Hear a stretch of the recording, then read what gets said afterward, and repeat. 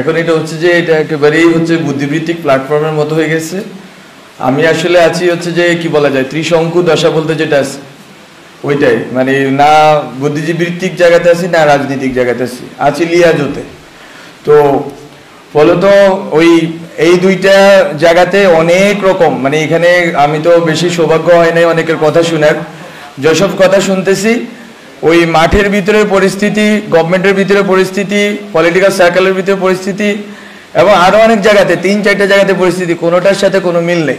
মিল নেই কেন আমি বলি, আমি ভাবছিলাম এই কথাটা শেষে বলবো, যে ওই সভা সাহেব একটা কথা বলে গেছে যে বাংলাদেশের বুদ্ধিজীবীরা যে 71 মুক্তিযুদ্ধ হবে এটা আজ করতে পারে নাই, এইবারও বুদ্ধিজীবীরা ফেল মারছে। তো আমি বলবো যে এই ক্ষেত্রে খুব গুরুত্বপূর্ণ যে এইটাকে বুঝা, আসলে সময়ের সন্তান বলতে একটা আইডিয়া আছে, সময়টাকে বুঝা এটা হচ্ছে আমাদের জন্য গুরুত্বপূর্ণ, যে আমরা সময়ের ভিতরে কিভাবে সক্রিয় হব এবং আমরা কিভাবে সময়টাকে ধরব।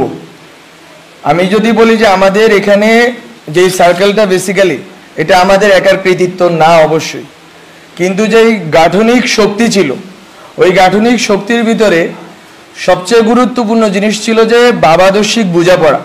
এখন ধরেন না আপনার, আমরা বলতেছি একটা পোস্ট ইডিওলজিক্যাল সিচুয়েশনে আছি, আমাদের কোনো ওইভাবে আমরা একটা তুহিন এখানে বলে গেল যে নির্দলীয় বলতে কি বোঝাচ্ছে, বাট অথবা এটাই নতুন কিনা রাজনীতি কিনা নতুনভাবে, বা আরো অনেকে অনেক কিছু বলছে। বাট মূলত হচ্ছে যে আমাদেরকে লড়তে হয়েছে কিসের বিরুদ্ধে, এটা আসলে আমাদের বুঝতে হবে প্রথমত।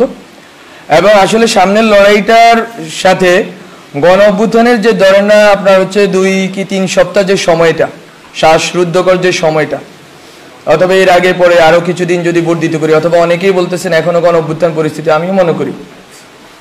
তো এই সময়টায় আসলে আমরা কি ধরনের ভাবাদর্শিক লড়াইটা করছি এটা আমার কাছে খুব গুরুত্বপূর্ণ, কারণ এটা ঠিক করে দিবে বাংলাদেশের সামনের রাজনীতি। আমরা বলতেছি এটা একটা পোস্ট ইডিওলজিক্যাল সিচুয়েশন, মিনস কি বলতে আমি বলতেছি যে আপনার হচ্ছে ইডিওলজিক্যাল কোয়েশ্চেনটা গুরুত্বপূর্ণ ছিল। আজম স্যারের লেখায় দেখাইছেন যে ভাষাগত এজবালি ভাষাগত কোয়েশ্চেনটা গুরুত্বপূর্ণ ছিল, এবং আপনার এখানে জনগণ যে ক্যাটাগরি এটা কিভাবে গঠিত হইলো এটার একটা গুরুত্ব ছিল। এখন ধরেন আপনি এই যে ছোট ছোট সোভিয়েতগুলো ছিল এতদিন, এক একজন, এখন এখানে ধরেন আমি খুব বোধ হয় এখানে 80% লোকরে আমি পার্সোনালি চিনি, মানে চিনি বলতে তাদেরকে আমি জানি, যে লোকেট করতে পারবো যে কে কোন ইডিওলজিক্যাল পজিশনে, কে কোন কালচারাল পজিশনে বিলং করেন, কিন্তু তারা সবাই এখানে একযোগ হয়ে আসেন। এখন এখান থেকে আসলে সামনের কোয়েশ্চেনটা কি হবে, সেটা হচ্ছে ইডিওলজিক্যাল তর্কটা আসলে কোথায় গিয়ে পৌঁছাবে। একটা আমি যখন বলতেছি নির্দলীয়, মানে হচ্ছে আগের যে দলীয় ইকুয়েশন ওটার বাইরে আমি বেরোতে চাচ্ছি। আমি যখন বলতেছি অরাজনৈতিক, আমি বলতে চাচ্ছি যে আগের যে রাজনৈতিকতা ওটার বাইরে বেরোতে চাচ্ছি। আমি যখন বলতেছি পোস্ট ইডিওলজি, আমি বলতে চাচ্ছি যে আগের যে ইডিওলজিক্যাল লড়াইটা ছিল ওই লড়াইয়ের বাইরে আমি বেরোতে চাচ্ছি। বলতে এই যে নতুন মুহূর্ত, এই মুহূর্তটা কিন্তু আমাদের বুদ্ধিভিত্তিক গবেষণার বিষয় না, এটা হচ্ছে সর্ট অফ আমি কি বলবো সজ্ঞার বিষয়, ইনটুইশনের বিষয়, যে আমরা যখন 20 দিনে ছিলাম আমরা কি আসলে কে কাকে কতটুকু শত্রু গণ্য করছি, আমাদের ভিতরে সংহতির আইডিয়াটা কেমন ছিল, আমরা কাকে বন্ধু গণ্য করছি, কাকে শত্রু গণ্য করছি, আমরা কাকে ইডিওলজিক্যালি ফাইট করছি, কাকে ইডিওলজিক্যালি আমাদের মিত্র মনে করছি। ওই 20 দিন 25 দিন 30 দিনের যেই আমাদের যেই রাজনৈতিকতাটা হয়েছে, এটাকেই হচ্ছে যে আমাকে বারবার রিএনেক্ট করতে হবে। এটা হচ্ছে আমার জায়গা থেকে কথা। ওই থিয়েটারে কিছুদিন আমি কাজ করছি, ওখানে আমাকে একটা জিনিস বুঝায় যে, বা এটা আপনারা বুঝেন, এখানে অনেকেই থিয়েটারের লোক আছে, রিএনেক্ট করা। আমরা যখন কালকে কিন্তু নাহিদ একটা কথা বলছে, আরেকবার গণ অভ্যুত্থানের দরকার হইতে পারে। আমরা জানি যে বিপ্লবের পরে প্রতি বিপ্লব আসে, এটা কিন্তু আমি লিখছি ইভেন বিপ্লব হওয়ার আগেও, যার একটা প্রতি বিপ্লব দিয়ে আসবে। এখন এটা কিন্তু এরকম না যে আতঙ্ক, এই কে নিয়ে যাবে রে, কে আমাদেরকে মেরে যাবে রে, এরকম না ঘটনা। ঘটনা হচ্ছে আপনাকে জনগণকে যেই এই যে বললাম এই মোমেন্টটা তৈরি হয়েছে ওই 20-25 দিনে, ওই মোমেন্টটাকে আপনাকে রিএনেক্ট করে যাইতে হবে, পুনঃমঞ্চায়ন করে যাইতে হবে বারবার। ওই পুনঃমঞ্চায়নের জন্য কি ধরনের রাজনৈতিক প্রক্রিয়া আমাকে ঢুকতে হবে, কি ধরনের রাজনৈতিক সংহতিতে আমাকে ঢুকতে হবে, এবং কি ধরনের ভাবাদর্শিক তর্কে ঢুকতে হবে, সেটা হচ্ছে আমার কাছে খুব গুরুত্বপূর্ণ। এবং আমরা বলছি যে বাংলাদেশটাকে আমরা সামনের জায়গাটাতে কোথায় নিয়ে রাখতে চাই। ওখানে যদি আমি বলি, আমাদের একটা কথা নিয়ে অনেকেই তর্ক করতেছেন সিভিল সোসাইটিতে, এটা আমার খুব মজা লাগতেছে, যে সভ্যতাগত রূপান্তর বলতে আমরা কি বুঝাচ্ছি, আমরা কি এখানে কি আনতেছি না আনতেছি। এটা আসলে ঘটনা না। ঘটনা হচ্ছে আমরা একটা কথা বলছি যে জাতীয়তাবাদ, বাংলাদেশের জাতীয়তাবাদ আছে, বাঙালি জাতীয়তাবাদ আছে, এই জাতীয়তাবাদী যে তর্কগুলো আছে, বা অনেকে কথাটাকে বলেন জাতিবাদ, যেটাই বলি, শুদ্ধ অশুদ্ধ আপনারা ঠিক করেন। তো এটা হচ্ছে যে এই দুইটা শব্দ, এই দুইটা যে গঠন হয়েছে, যে আপনার বাংলাদেশি জাতীয়তাবাদ, বাঙালি জাতীয়তাবাদ, এই যে দুইটা লড়াই, একদিকে আছে ইসলাম আর একদিকে আছে ইসলামফোবিয়া লড়াই। এই লড়াইগুলোর আপনার সামনের ভবিষ্যৎটা কি হবে, ওইখান থেকে আমরা বলতেছি যে আপনি দুইটা সিভিলাইজেশনের মাঝখানে বসে আছেন, সিভিলাইজেশন স্টেটের মাঝখানে বসে আছেন। আপনি বাংলাদেশ রাষ্ট্রটাকে কোথায় দাঁড়া করাইতে চাচ্ছেন? আপনি কি 71-এর যে মুক্তিযুদ্ধের যেই প্রশ্নগুলো আছে, এটা খুব খুব ভাইটাল কোয়েশ্চেন। মুক্তিযুদ্ধের মানে যেই আপনার চেতনা, গণচেতনা, ওর ভিতর দিয়ে যেই রাজনীতিটা হয়েছে, ওই রাজনীতি দিয়ে কি আপনি টেনে নিতে পারবেন, নাকি মুক্তিযুদ্ধের গণচেতনাটাকে আপনাকে স্ট্রেস করে সামনের দিকে আগাইতে হবে? সামনের দিকে আগাইলে আপনি কোথায় আগাবেন? আমরা বলতেছি ওখানে আপনি যদি সিভিলাইজেশন স্টেট, দুইটা সিভিলাইজেশন, হ্যাঁ তাদের অনেক সংকট আছে, ওখানে কমিউনিস্ট পার্টি আছে, ওখানে আরএসএস আছে, বাট আপনি এই বেঙ্গল যে এটাকে আপনি কিভাবে পুরা দুনিয়াতে দাঁড় করাবেন, এই যদি ভবিষ্যৎমুখী এবং বহির্মুখী প্রস্তাবনা না থাকে, তাহলে ডিজে ভাই আপনাকেই মারবে। ডিজে ভাইয়ের কাজ না আপনার, এখানে বললে আবার শুনে ফেলবে ওরা, তো ডিজে ভাইয়ের কাজ না যে আপনাকে গুলি করা। ডিজে ভাই অথবা বাংলাদেশের যে এনএসআই বা যারা সিকিউরিটি, তাদের কাজ বেসিক্যালি কি, রাষ্ট্র মানে কি বুঝি আমি, রাষ্ট্র মানে রাষ্ট্রের একটা শত্রু থাকবে, রাষ্ট্রের কোনো বন্ধু নেই। কি বলে বন্ধু রাষ্ট্র বলতে একটা আইডিয়া, খুব অদ্ভুত আইডিয়া তারা আবিষ্কার করছে। বন্ধু রাষ্ট্র বলতে তো কোনো কিছু নাই, প্রত্যেকটা রাষ্ট্রই তার, এই যে আজকে আমার বাদ ছেড়ে দিল তো, এটা তো এরকম অনেকে বলতেছে এটা রাজনৈতিকভাবে আমাদের বিরোধিতা করতে করবো, কিন্তু রাষ্ট্র তো এমন একটা জিনিস, সে তার স্বার্থটা দেখবে। তো বন্ধু রাষ্ট্র বলতে কোনো আইডিয়া নেই। বলতো আমি রাষ্ট্র জিনিসটাকে কিভাবে ডিল করবো, এখন যখন আমার দুই পাশে দুইটা সিভিলাইজেশন স্টেট দাঁড়ায় আছে, আমি আসলে কিভাবে ডিল করলে বাংলাদেশের বিশিষ্ট অবস্থানটাকে, এটা আমাকে যদি কেউ ব্যাখ্যা করে বলতে পারেন বলে, যে আমি কেন বাংলাদেশ রাষ্ট্র নামে দাঁড়াই থাকতে হবে, আবার কি জন্য দাঁড়াবো? আমি কি 71 দিয়ে ওই ইকুয়েশন সলভ করতে পারছি কিনা? যদি সলভ করতে পারতাম তাহলে বেশিরভাগ দাঁড়াইলো কেমন 71-এর উপরে? বলে তো আমি বলতেছি এগুলো হচ্ছে যে আপনাদেরকে রিএভালুয়েট করতে হবে। এবং এটা সভ্যতা বলতে কোনো ইসলাম, হিন্দু এইসব জিনিস আমি বলতেছি না। এটা হচ্ছে আপনারা যদি বেঙ্গল বেসিন, আমরা বেসিনে বসে আছি, বেসিনে আমাদের ল্যান্ডটা, আমাদের দেশটা বেসিন ল্যান্ড, এটা হচ্ছে একটা ধরনের সিভিলাইজেশনাল কনফ্লুয়েন্স ঘটছে এখানে, সব ধরনের সিভিলাইজেশন এখানে এসে মিলিত হয়েছে। এইটা কতটুকু শক্তির জায়গা? উই হ্যাভ ডিফারেন্ট, আমি বলছি there are many Islams in this world, Islams বলতেছি, তো আমার এখানে একটা ইসলাম আছে, আমি ওইটাকে কতটুকু গ্লোবালি রিপ্রেজেন্ট করবো? This is the question of, this is really the question of national integrity and security. এটা অনেকে বুঝতেছে কিনা আমি জানি না। আমার এখানে যেই সেকুলার রাজনীতির কাঠামো আছে, এটাকে তো আমাকে ইন্টেক্ট রাখতে হবে। এখন এই সেকুলার রাজনীতির কাঠামো কি, সেকুলার আর সেকুলারিজম, এটা অনেক তর্ক আছে, তালাল আসাদে অনেকে পড়ে বেজে ফেলছে, কিন্তু সেকুলার আর সেকুলারিজমের তর্কে যে আমি এখনো পর্যন্ত ডিল করি নাই, আমি কি এই রাষ্ট্রটা সেকুলার করবো নাকি সেকুলারিস্ট করব, অনেকগুলো তর্ক আছে। বলতো আমি, এবং ওই সেকুলারিজমটা কি হবে, ওইটা কি 72 সংবিধানের সেকুলারিজম হবে, নাকি আমরা এখন যখন আমরা বলতেছি, আমরা অনেকেই বলতেছি যে নিউ কনস্টিটিউয়েন্ট অ্যাসেম্বলি লাগবে, কিন্তু তর্কটা দেখেন, খেয়াল করেন, সবাই বলতেছে 72 সংবিধানের কন্টিনিউটি। আপনি 71 ধরতে পারেন, কিন্তু 72 আমি মনে করি ধরতে পারেন না। আপনাকে 72-এর ব্যাপারে ক্রিটিক্যাল হইতেই হবে, এবং অনেকেই ক্রিটিক্যাল আছেন এখানে, রাজনৈতিক বর্গে অনেকেই ক্রিটিক্যাল আছে। বলতো ওই যে রাজনীতিক যে কাঠামোটা গঠিত হয়েছে, ওইটাকে তো আপনি চুড়ে ফেলতে চাচ্ছেন। চুড়ে ফেলতে চাইলে ওই সময় যে সেকুলারিজম আছে, এটাকে আপনাকে কিন্তু আবার রিডিফাইন করতে হবে, এবং নতুনভাবে এখন যে সেকুলারিজম আছে, সেই সেকুলারিজম, এখন তো সেকুলার মানুষ, আপনি কি এখানে ধরেন আন্দোলন, আমরা তো স্লোগান থেকে শুরু করে অনেক নাম টামও ঠিক করছি, আপনি কি এখানে দেখছেন কোনো স্পেসিফিক? আমরা কি করছি? আমরা বলছি যদি মোমবাতি প্রজ্বলন দাও, বলে দাও যার ইচ্ছে বসে দোয়া পড়ুক। আমরা বলছি 1 মিনিট নীরবতা পালন করবে, যার ইচ্ছে সে দোয়া করুক। আপনি এতদিন কি করছেন? আপনি ঢাকা শহরে বসে পুরো বাংলাদেশের মানুষকে আলাদা করে ফেলছেন।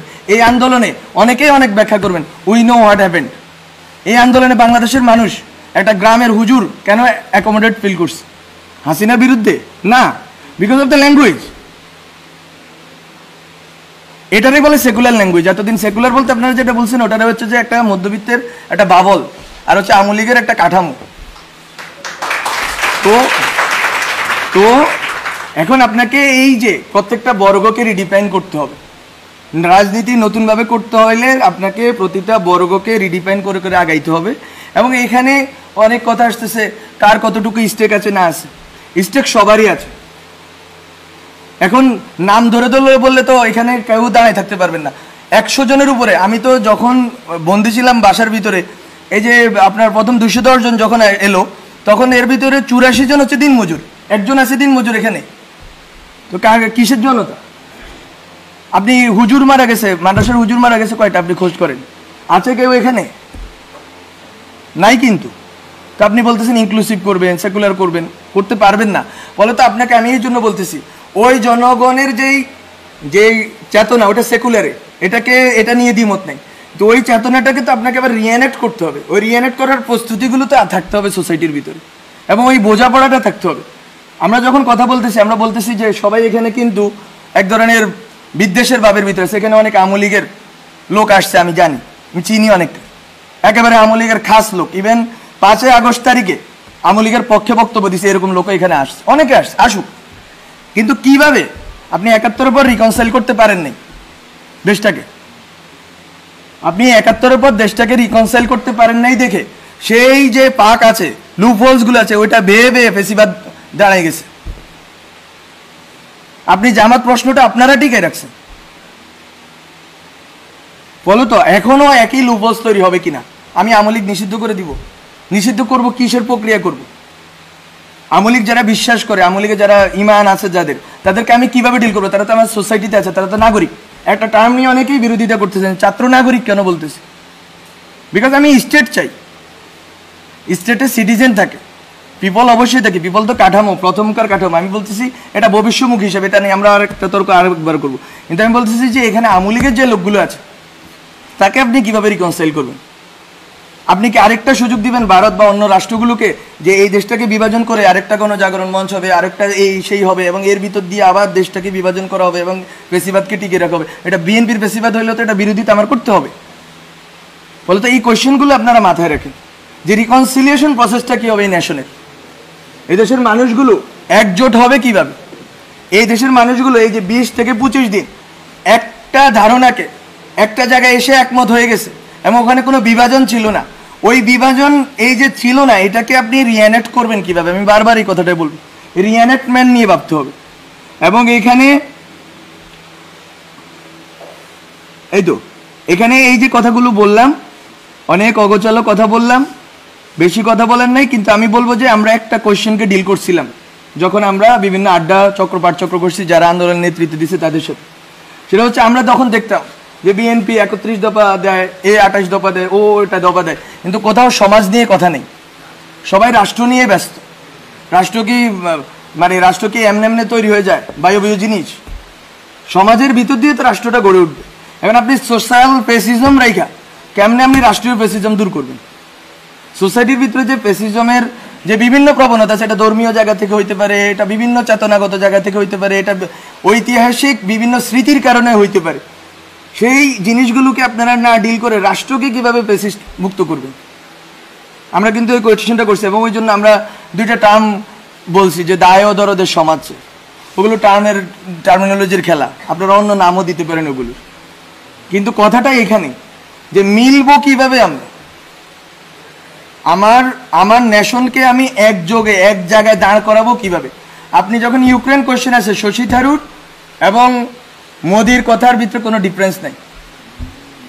আর আমি যখন এখানে ইউক্রেনের কোয়েশ্চেন আছে, বিএনপি আমেরিকাপন্থী, ওই আওয়ামী লীগ হচ্ছে ভারতপন্থী বা রাশিয়াপন্থী। তো নেশনটা কোথায় দাঁড়ায় আছে? স্টেট বলতে যে জিনিস, স্টেটটা তো এমন একটা জিনিস হইতে হবে যেটার ভিতরে একটা রিকনসাইলড প্রসেসের ভিতর দিয়ে আমি এক জায়গায় গিয়ে দাঁড়াবো। আমার দেশটাকে তো আমি এক জায়গায় দাঁড়া করে রাখতে হবে, ওইটা তো আমি রাখতে পারিনি। এবং এখনো আরেকটা সম্ভাবনা তৈরি হয়েছে, রাখতে পারবেন। আমি কোনো রকম এরকম বলতেছি না ব্ল্যাঙ্ক চেক দেন। আমি একটু আগে একজনের সাথে বলতেছিলাম ট্যাক্স পেন্ডিং কমিশন করেন, এসব গিমিক নাটক পাটক বন্ধ করেন, এরে ধরছি ওরে ধরছি, সবগুলোর একসাথে আজতে ঢুকায়া আপনি হচ্ছে যে বিচারের একটা ইন্টারন্যাশনাল স্ট্যান্ডার্ড তৈরি করেন, সবাইকে বিচার করেন। অন্যদেরকে ছেড়ে দেন, অন্যদের হয়রানি করা বন্ধ করেন। সিম্পল, এটা এত বড় কিছু না। এটার বিশ্বব্যাপী এটার উদাহরণ আছে, এবং বিচার করার পরে সোসাইটিতে ওই রোগটা রিহ্যাবিলিট করতে হবে। আপনি আরেকটা জামাত শিবির বানাইতে পারেন না যে যেখানে দেখবো কি কি কি একটা একটা শিবির দরিয়ে দেওয়া যাবে। আমি কি বলবো ছাত্রলীগের এই কথা বললে এই রাষ্ট্র টিকবে না? বলো তো। আমি বলবো যে আমি অনেক কথা অগোছালোভাবে বলছি।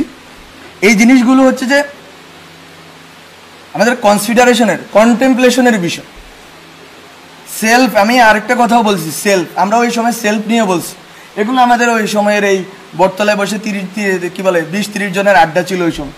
ওখানে বলছি লাইফ স্টাইল যদি চেঞ্জ না করেন একেবারে নিচের জায়গাতে, তাহলেও তো আপনি ফেসিবাদে দাঁড়াইতে পারবেন। আপনার লাইফ স্টাইলের ভিতরেও ফেসিজম আছে, ফলত আপনারা উপরি কাঠামো থেকে ফেসিজম দূর করবেন, সংবিধান সভা বানাবেন, বা মানে অনেক তো খেলা আছে, গঠন আরো অনেক কিছু করবেন। কিন্তু জনগণ, ব্যক্তিটা কোথায় আছে? ব্যক্তি মানুষের যে হাজার হাজার, এখানে অনেকে কথা বলতেছে এই যে ভাই বললো ইম্পালসিভ হয়ে গেছে তরুণদের ইম্পালসিভ জিনিস। আরেকটা কথাও আছে এটার পিঠে, যে তরুণরা তো ট্রমাটাইজড হয়েছে। ঢাকা শহরের লাখ লাখ, ঢাকা শহরের না, মফস্বল বিভিন্ন এলাকার তরুণরা ট্রমাটাইজড হয়েছে। আপনি তাদের ট্রমা কিভাবে ডিল করবেন? এই মানসিক স্বাস্থ্যের সমস্যা আপনি কিভাবে ডিল করবেন এই নতুন রাষ্ট্রে? বলে তো অনেক কোশ্চেন আছে, কিন্তু এই যে ব্যক্তি পর্যন্ত তো পৌঁছাইতে হবে। ব্যক্তি সমাজকে আমি পরিগঠন করলে আমি রাষ্ট্রকে এদিক ওদিক করতে পারবো, কিন্তু রাষ্ট্র আবার আমি সার্বভৌম করবো কিনা ওই তর্কেও আমাকে থাকতে হবে। রাষ্ট্রকে আমি আবার সার্বভৌম করে ফেলবো কিনা। বলে তো অনেক অগোছালো কথা বলে ফেলছি, ক্ষমা করবেন, আমি অনেক ছোট মানুষ। তো এতটুকুই কথা। আপনাদের সাথে আরও কথা হবে, কিন্তু আমি বলে রাখলাম যে আন্দোলনের ভিতর, গভর্নমেন্টের ভিতর এবং সামাজিক বা রাজনৈতিক পরিসরের ভিতর অনেকগুলো তর্ক আছে যেটা আসলে খাপ খায় না। এই খাপ খাওয়ার জায়গাটা তৈরি করতে হবে যাতে আমরা সেম পেজে থাকি, এবং বাংলাদেশ রাষ্ট্র নিয়ে আমাদের যে স্বপ্নটা আছে, স্বপ্নটা একটু বড় করে দেখতে হবে। এইটা যে এতদিন, আমি শুধু একটা কথা বলে শেষ করি, কেন আমরা সভ্যতা রাষ্ট্রের কথা বলতেছি। যতদিন আপনি বাংলাদেশ রাষ্ট্রের ভিতরে থাকবেন, বিজেপি এনএসআই আপনাকেই মারবে। আর যদি আপনি মনে করেন বাংলাদেশ রাষ্ট্রকে আপনি গ্লোবালে দাঁড় করাবেন, তাহলে ভিন্ন ঘটনা ঘটবে। এটা সিম্পল স্ট্র্যাটেজিক্যাল কথা। মানে আপনার আমার ঠিক করার কথা, আমি বাংলাদেশ রাষ্ট্রকে কোথায় দেখতে চাই। ঠিক আছে।